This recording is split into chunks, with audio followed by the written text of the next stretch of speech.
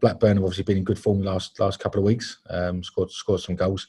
They've had games where they've not created loads, but every shot they've had's gone in, and the opponent hasn't scored the goal chances they've had. So, as we've seen ourselves already, they've got some good players. They've got an attacking intent about them. They've got some continuity in their squad from the summer. I think they've only added 2 players. We've only added 3. I think that's the least in the Championship.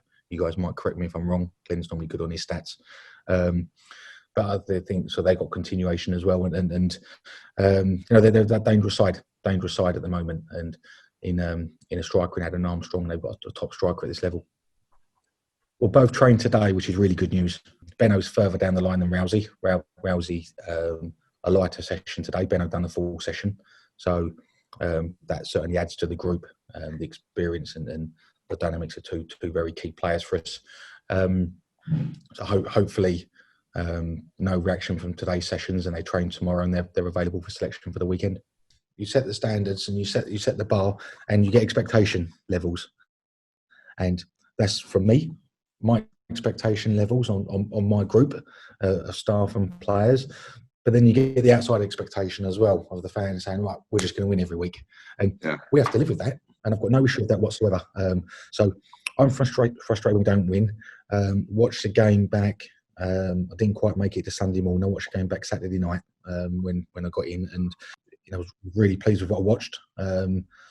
Disappointed with the goals we conceded again, and then just that cutting edge in the final third that comes and goes. So I'm like I said, really pleased with the group. We will get better and better. But when you don't win games, you do put pressure on the next one, and ultimately that's where my senior players have to step up, and we deal with that pressure. And ultimately we look forward to Saturday, and I can't wait for Saturday.